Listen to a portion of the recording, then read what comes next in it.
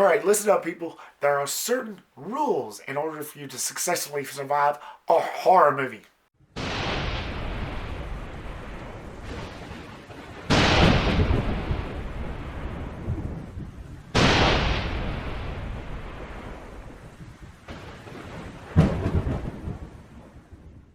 What's up everybody and welcome back. So today I'm going to be talking about the film that started it all for me in the horror genre, Scream. Scream was released in 1996, was directed by the very awesome, talented, masterful Wes Craven, may he rest in peace, and stars Neve Campbell, David Arquette, and Courteney Cox. And the story follows a young woman who is taunted by a string of murders carried out by a serial killer who watched one too many scary movies. Shit, what does that say for me? This will be the first film review series I will do. I'm going to be reviewing all the Scream movies leading up to the new one, which comes out next week on the 14th, which I'm so excited. I already pre-ordered my ticket. I'm good to go for that. So what better time now than to make this my first film review series? Because as I've said before, as I stated before, you never forget your first love of horror. That's something that I'm sticking with. I've always been somebody that's held this series close, near and dear to my heart. I know not everybody has. You can't really please everybody. Film is subjective. But Scream really hit home with me. If it wasn't for that film, that first film alone, I wouldn't be into horror movies today. I honestly, I truly believe that. Out of all the ones that followed, it was Scream, Michael, then Freddy, and then Jason. I had to start off small, of course, but I was 11 years old, and I remember there was times where when we used to have, like, cable, this was back in the late 90s, mind you, I was 11 years old, year 1998, and I used to sneak around something fierce every time when that movie would come on. It would be on one of those channels where they would play them back-to-back. I think it was like Showtime or something like that. But it was around the time when Scream 2 came out is when I really got into them. So Scream 3, of course, hadn't even donned the Hollywood screen yet. So yeah, I was very early to the game. And as I stated before, I've always held this series near and dear to my heart. This was the life string that got me into horror. I'd already been watching Tales from the Crypt, but that's like an anthology-based horror TV series. So Scream was technically my first horror film ever, before any of the other icons even hit my eye. Jason, Freddy, Michael, and so on. And I'm going to say it again one last time before I get into the positives of Scream. You never forget your first love. You just don't. You truly don't. So getting into the positives of Scream. The overall originality of it all at the time, where you have this killer that kills in the name of movies, who watch one too many scary movies, and I like that concept. He just kills based around horror films. And this movie has a really meta message to it. Like, they refer to a bunch of other movies as well. And I think this is what really stuck out to this film, why it was so popular at the time. Horror has really kind of gone downhill. By this time, they have dragged Jason to the ground. They have dragged Freddy Krueger, Leatherface, all of them. It's just one after another. People were getting kind of tired of it. So around the time when when Scream donned the big screen, people lost it. It really reset the horror franchise, the horror genre. It really took the horror genre to a whole new level. Because the overall tone, it just worked for me. It was done with such smoothness. It was very, very smart. It roped me in as soon as that first scene happened. Speaking of, let's talk about that first scene with Drew Barrymore. It's the scene that really got me, and I'm sure got a lot of others as well. You open up with this woman that's alone at her house, and it kind of becomes like a home invasion type, where you have this killer keep on calling up this young woman, and then saying that, I want to know who I'm looking at. And then he changes it, like, I want to know who I'm talking to. That's not what you said, what you think I said. That overall scene just said it for me. You like scary movies? Uh-huh. You never told me your name. Why do you want to know my name? I want to know who I'm looking at. And And then you have him quizzing her once she finds her boyfriend tied up in a chair out on the back porch or the patio. And you see that this woman is in real danger, especially when that comes up. And whenever he starts threatening her and threatening to gut her like a fish and all this and that, it really set up the overall tone of what the kind of movie this was. That just set the whole intensity for it. There are two main doors to your house, the front door and the patio doors. If you answer correctly, you live. Very simple. Don't do this, I can't, I won't. Your call. And funny story, speaking of Drew Barrymore's character, they were actually planning on having her as the main star before they even thought up of Neve Campbell. Now, why the sudden change, I don't know, but I thought it done the movie all the greater. I mean, without that scene, I don't think it would have been the same. But they were actually going to have Drew Barrymore as the main character, which is why you see in the poster here that she's in front. When they did the poster, that's who they had in mind to be the actual main protagonist. But I guess scheduling conflicts got in the way from the time they did the poster to whenever they actually filmed, because that's not how it ended up. And then they brought in Neve Campbell, which, don't get me wrong, was a perfect casting choice. But that's what threw off a lot of people. That's what really brought in, because like you thought the start of the show was going to be this person, and yet after she was killed, well, there goes that idea out the window. Damn. They just took an unexpected turn with how that whole entire scene just laid out. And then you see the parents coming home, and you hear her gasping on the other side of the phone when the mother picks up. And then when she walks out and sees her strung up on that tree, oh man, my heart just dropped. And in a good way too, because I knew what kind of movie I was watching. Even as a young kid, when I was 11 years old, I was like, oh, wow. It did disturb me at first, but over the years, of course, I got used to it. Like, whenever you're that young, you get used to things a lot quicker. That was basically the type of movie that I was getting into, and it was just intriguing ever since. That was such a bold move at the time that they just all of a sudden up and decided to do. Which, let's talk about Neve Campbell. She's one of those actors that you don't really hear that much about. The only other movies outside of this franchise I know of that she was in was Wild Things, The Craft, and Skyscraper, which was actually a couple, 2-3 years ago. But I'll always know her as Sidney Prescott. And she played this part really good.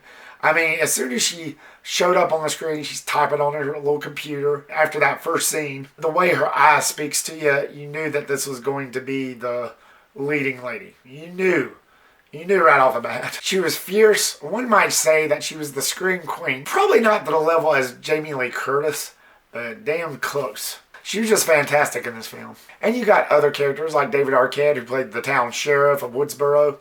And you got Courteney Cox, this news reporter who's a little self-absorbed.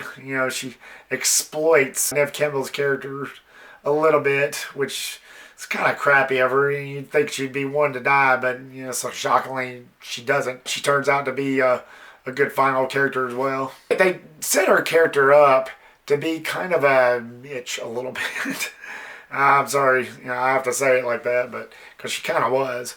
But then her character kind of evolves throughout the film, and I like that. And then you got David Arquette, who's the town sheriff, Dewey Riley, and he added gumption to it. He was a little, oddball there at first, but, as I said about Courteney Cox's character, he evolves too. And it's interesting, I think it was on the set of Scream 3, actually, is where these two actors actually tied the knot. Courteney Cox and David Arquette actually got married. I'm not sure if they are anymore. I don't think they are, but I think it was on the set of Scream 3 when they actually decided to move on their relationship, so I thought that was pretty interesting. Make of that what you will. And then you got Jamie Kennedy as Randy, the movie geek, and my personal best friend. Figuratively, that is. If I was friends with this character, we'd hit it off right off the bat. He was the one that would say, you don't know the rules. There are certain rules in order to successfully survive a horror film. And he became kind of a goofball a little bit, especially by Scream 2. He was a hilarious character. And number 3, never, ever, ever, under any circumstances say, I'll be right back. Because you won't be back. I'm getting another beer. You want one? Yeah, sure. I'll be right back. You see, you push the laws and you end up dead. And I gotta talk about the director, Wes Craven. As I stated before, I was 11 years old when I saw this. And it just hooked me. It was so mesmerizing to see horror of this magnitude. And that's when I started really paying attention to guys behind the camera, to filmmakers. So whenever I found out who directed it, it's been my life's long mission to actually try to find all of his other, like, whatever else he's done. And I have half of his movies already. Shocker, People Under the Stairs, Deadly Blessing, Deadly Friend. With the exception of Swamp Thing, which I've never seen. I have not been able to come across at all. I've seen majority of his stuff, and he's very talented. When it came to Scream, he knocked it out of the park. I mean, he was the guy that thought of Freddy Krueger. And 2 years prior to Scream, he did New Nightmare. And whenever he did this film really shined for him. By the time the 90s rolled around, he'd already made his mark. He's been directing since the early 70s, which is the first film I believe was Last House on the Left with Friday the 13th creator Sean S. Cunningham. Interesting fact. By the time the 90s rolled around and he thought of Scream, of this particular concept, I think it just blew the doors off for his career at that moment. But he directed this so perfect. I should mention that there's a scene where Henry Winkler's character, who plays the principal in this, keeps on getting taunted before he was killed. So he goes out, he's in the school, and he goes out in the offices, and he sees this janitor working. And then he says something derogatory, and then you hear the janitor say, "Would you call me?" And then called him Fred, which is short for Freddy Krueger in the original Nightmare on Elm Street. Damn little shits. Would you call me? Huh? Not your friend. That was Wes Craven. And if you notice, he's donning the red and green sweater and the fedora. So, yeah, another interesting fact there. Scream was the film that really started me on the path of knowing who this man was. He was a philosopher, I believe he was. He was also a teacher. If I ever break into Hollywood, because I know he's passed away now, he's no longer with us, that'd be one regret I'd always have, is never having to meet him. He seemed so down to earth. I've seen plenty of interviews. Always seemed so relaxed, so chilled. He seemed like he was a down to earth person. Like I said, that'd be one regret I would always have if I ever did break into Hollywood. The story arc was brilliant. Kevin Williamson wrote this film, and he actually based it on a real-life serial killer called the Gainesville Ripper, who's this guy in Florida who killed like 5 students. And there's this story where Kevin Williamson was in his house one night, and he found one of his windows opened.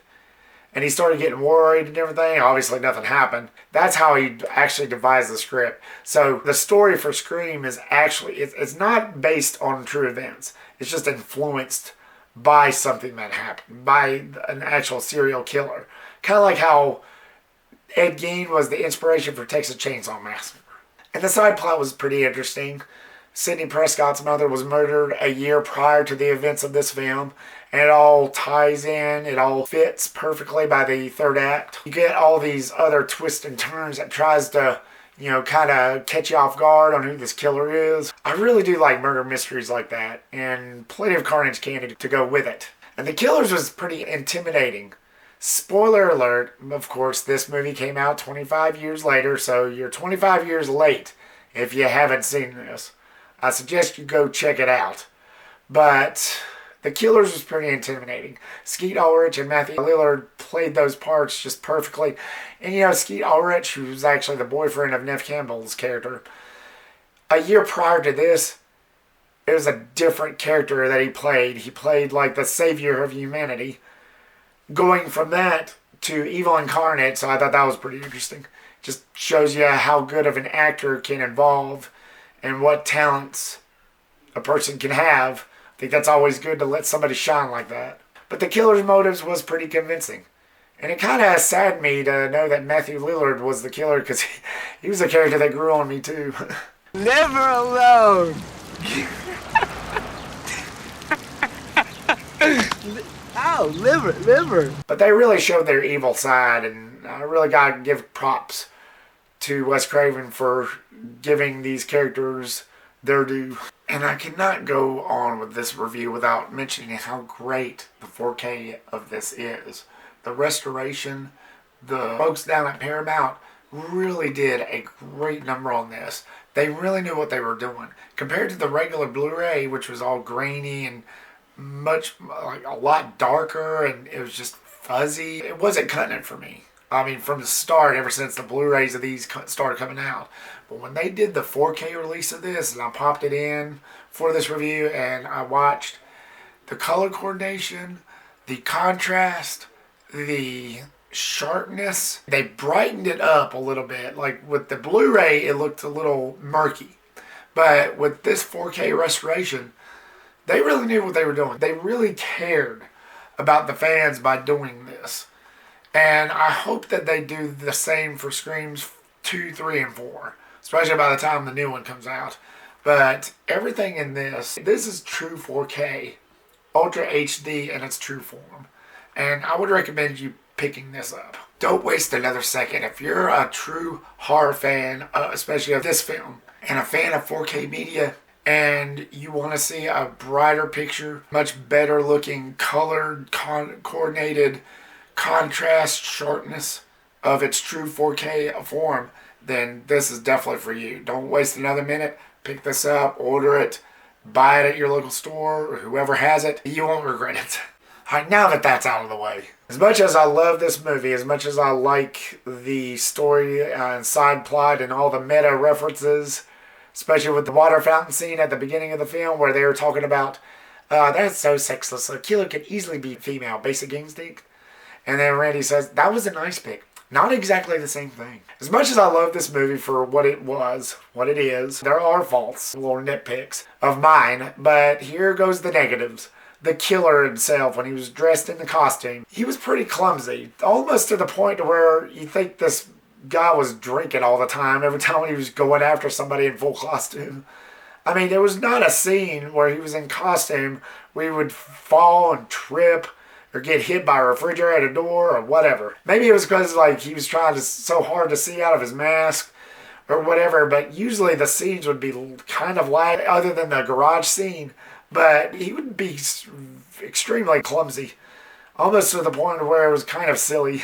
And speaking of the garage scene, Tatum, who was one of the character's sister, Dewey Riley's sister actually, after she was killed, it's like he didn't really give a crap at all. He never even acknowledged it. And the way she was killed was death by the garage door.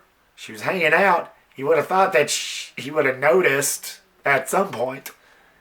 And if he did, he was like, okay, well, she was annoying anyway, so, oh well. But still, I don't really buy that. I mean, you could have cared at least, dude. She was your only sister. Even though they did fight a lot, but that's what siblings do. You're still supposed to care a little bit, dude. Just saying. Even as evidenced by the sequels as well. You could tell he never really gave a crap.